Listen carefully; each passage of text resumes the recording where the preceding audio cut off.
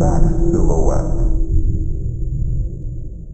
The metal band Avenged Sevenfold put out a very interesting album recently. An album that is, for the most part, getting very panned because of its really weird kind of sound. It's more electronic. The vocals have a lot of auto-tune on it. Something very different from the Long Beach-based or originating metal band. Just a little bit of background with myself and Avenged Sevenfold. I got into them when I was in high school because I was playing Need for Speed Most Wanted, and their song Bind It in Chains came on, and I was like, yo, this is fucking sick. And then I heard Almost Easy on Need for Speed Pro Street. And then fucking another one of their songs, I think it was City of Evil on a Burnout game. I was playing a lot of racing games, obviously. But I kept hearing these songs and I was like, oh, these are really fucking cool. I should check these guys out. And I got their album City of Evil, and that album was fucking sick. And then I got their self-titled album, and I thought that one was really good too. I loved Almost Easy and a few of the other songs off of there. And then we also got the album Nightmare, and that one was pretty good. And then Hail to the King came out, and I kind of thought it was a little stale, and I wasn't really into it. But apparently I might have gotten out of it, as it pertains to today's story, at a bit of an interesting time, because their next album was called The Stage. I had a buddy who was really into Avenged Sevenfold at the time. We were actually in a band together, and he recommended I listen to it, and I listened to it, and it's very progressive, like progressive metal, and I'm not usually into that. Progressive metal for me is mostly just Tool, and that's it. I don't really get into that kind of music. That's just me personally. And I remember I listened a little over halfway through this album, and I got to a song called Simulation that like pissed me off because it has this really kind of calm and smooth kind of like simpler, softer part, kind of softer, a little dark, and it sounded really interesting. And then it would just intercut with like this heavy guitar with these weird vocals that it just didn't fit to me. It felt like two things that were like kind of smushed together, and they didn't really mix, you know. They didn't like Play-Doh together into pink, and I guess they did Play-Doh together because it's like pink and blue make blue, or whatever kind of weird amalgamation color you get when you put two Play-Dohs together, and eventually it's just brown. And I wish they just took one part of the song and the other part of the song and made two different songs, and I would have liked to have seen that smoother part kind of fleshed out on its own.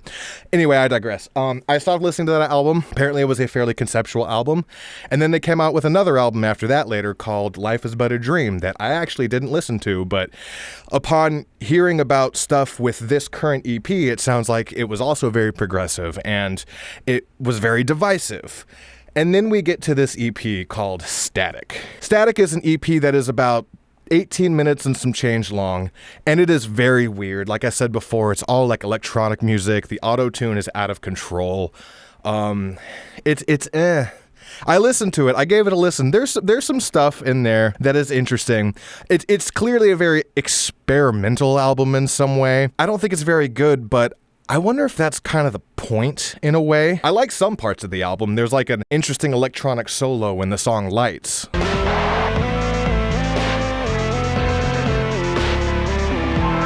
The verse vocals in Static are actually pretty cool.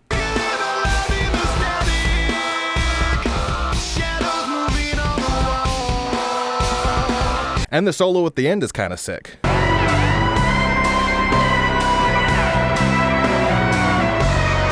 The beginning riff that plays through some of the parts of the song Rejoice is actually kind of fucking sick. Like, tell me this sounds out of place.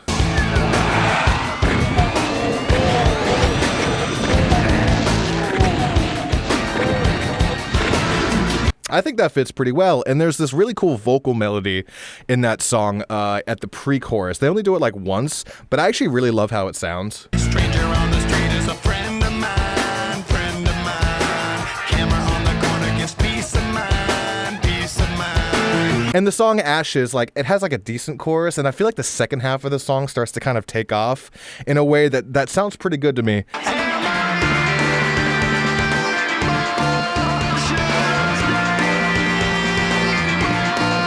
These are mostly all the positives I have about it, though. The auto-tune that M. Shadows, the singer, is using is like way too much, and it ruins some of the vocal stuff. It ruins a lot of the vocals in a song like Static, because it's just all over the place. And I don't know if that is the point, but I wonder if it is, because, like I said before, it's a very experimental album that I feel like, with a good amount of polishing, could actually be something really cool. And it's managed to get my attention on a band like Avenged Sevenfold for like the first time in years, honestly. I keep wondering, though, if the quality is in some way on purpose. When I was recording the music for this album, I was just staring at the album cover because it was right in front of my fucking face. And it looks like shit. There's edgy slogans, you will meet God, rejoice, and all this weirdly placed shit. There's a yin yang and a skull guy, and it's like if edgy was also just clip art. It's so awkward. But again, I kept wondering, how intentional is this? Could this be an ARG of some sorts? It almost looks like something that an amateur online ARG or an unfiction person would make for their project. Just this picture that's ooh, what is the mysteries going on here? Again, I don't know if they just suck at trying to put these things through, if that's what they're trying to do, or if they're going for it looking like shit like that. But there was one part of the image that I just kept looking at. It's this skeleton guy with this red around him and the light coming from his head and the words rejoice, and I got a little curious. So after listening to that album, I was listening to some other people's reviews today because I was curious as to how they felt. And there was another guy's video, I don't remember his name off the top of my head. He was talking about how we'd seen online that some people were theorizing that this album was part of the stage and Life Is But a Dream, and they're all part of this connected story going on with Avenged Sevenfold. They're weaving this tale of, from what they were saying, somewhat of an AI takeover of the world, which is very analogous to reality in some ways. So while I was looking at this image, it just, there's a black horse and there's some demon guy and crappy Dracula, and it's all just, it does seem somewhat intentional. And what I'm thinking when I'm looking at this skull guy is, he's surrounded in this red, and rejoice is written in red as well. I feel like that might be on purpose, it's connected to the guy going rejoice. And then I thought about the outline on this guy. Now, call me crazy, but I was looking at this red outline around this guy, and I kind of thought to myself, that's shaped a little bit like Washington State. And not only is that shaped a little bit like Washington State, if you look at Washington State, it's not perfect. It's not a perfect one-to-one, but it is kind of similar in some ways. The of the shape seems to be there to me. And also, the position of his head, the head is where light is coming from. Rejoice, for this figure has the truth. You will see God. This figure is bringing, you will see God as in yellow, like the yellow sun, and the yellow coming out of his head or something. Or something. Look, this could all be out of my asshole, but okay, so this is the thing that I think is a little bit crazy. Where his head is, the skull guy's head, where the light is coming out of, that is in a very interesting spot if that is supposed to be Washington State. Why do I say that? Okay, so if this album has anything to do with AI, it is well known that a company, a big tech company like Microsoft, is in Washington State, in the Seattle area, in fact. Now, Microsoft isn't the big AI company whenever you think about AI, but look, Microsoft commits $2.5 billion and 6,000 employees to new AI implementation units. There's a whole article. Yeah, they're putting all this money into AI, so clearly Microsoft has something to do with AI. Well, where is Microsoft located? Well, it's located in Redmond, Washington, which, if we go back to the map of Washington, is right there by Seattle. And you know who else is kind of in this area? Google.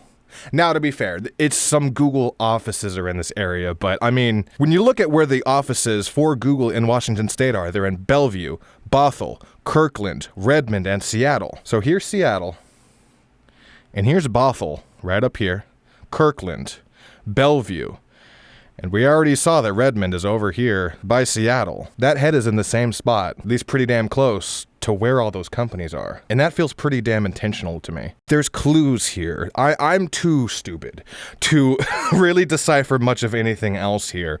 But that is so striking to me. That is so specific. The positioning, the shape, it's I don't know, it kind of chills me. Now, I say that this might be an ARG by them. At least the project in and of itself is a conceptual album. It's kind of an unfiction of like a world that's, you know, a lot of concept albums like to tell stories of this world that's real, you know, and we hear the music of it. But I say it's an ARG because there seem to be clues in this fucking picture. And while I was looking at this picture and listening to the music, I was hearing lyrics, and because there's lyrics in it, no shit. But like first song, you know, lights, every second lived being watched, every moment feeling felt being learned. It's talking about AI, right?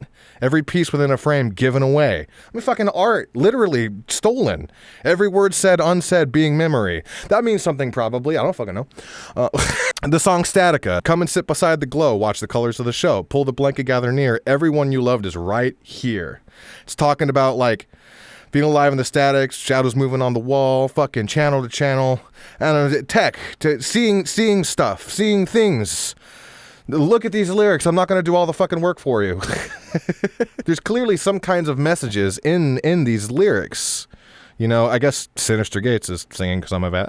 That's interesting. I guess he has to get involved somehow because there's barely any fucking guitar in this album. So there's definitely clues, but alternate reality game includes like a game. How are people playing along? You know, people are theorizing, but that's not enough to say that they're playing along. So who's playing along? Well, I have a little bit of a theory. It could be everybody shitting on the album. Seriously though, you look at like YouTube and it's this is garbage. What even is this album? The worst thing I've heard all year. Fucking okay, somebody's being positive by saying it's fine. Yeah. Nobody's getting killed by this thing. Superfan reacts, you know. I have no words, you know. Fucking EP is trash. Hey, Derek Blackman. I'm actually a fan. A lot of this is negative, or at least shocked. Like, I'm wondering if they wanted this reaction to put out such a rough fucking sounding EP to get all this negative attention and people talking about it. I just wonder if that was the point. If they're looking for something, is that part of the game? I suppose it's getting everybody talking about it. I'm talking about it. More attention is being brought to Avenged Sevenfold because of this album. I didn't really hear much about, you know, Life is But a Dream, but this I heard about. This showed up on my radar. Like I said before, this is the most interested and curious about Avenged Sevenfold I've been in years. Was this reaction the point? Is everyone playing the ARG and not knowing it? Maybe. Or maybe this is all a bunch of bullshit. It could just be a weird fucking sounding EP that they decided that they wanted to make and release, and now we're just all living in the aftermath of it. Yes, I'm definitely overthinking this. Honestly, I'm having fun overthinking this, though. The idea that this could be something more than it probably is, well, that's a bit exciting, isn't it? It's fun to kind of sit around and theorize and make videos about, what, should I make another video talking about how it sucks? Yeah, it's not great. I don't think it sucks. It's got some merit. It's got some creative intent. I don't like it. I like it better than I like the stage. The stage was like disappointing to me. This was just kind of a what the fuck? And I'll take a what the fuck over like, you know. Like I said, it got me more interested in this band than I've been in years. I'm going to go fucking bump City of Evil and their self-titled album and maybe Nightmare because they're in my head. And you know what? I hope you have a good fucking day. If you enjoyed my mad rambling about something that may very well not be fucking true, go ahead and maybe subscribe, leave me a comment, you know, check out my other videos, you know, leave a like. I also do music. Is it this weird? Not quite yet. Anyway, that's it for now. I've got another little video I've got coming out soon. I've got a bigger video I'm in the middle of working on. I'll talk more about it in my next video about whatever I got going on. But yeah, this was just, I just had to get on camera and talk about this. This shit is so weird. Sorry about the rambly video. I'd prefer to kind of write my thoughts out a little bit more. This was kind of fun, though, and editing this is going to be a bit of a pain, but I hope you enjoyed, and yeah. What the fuck else do you want from me?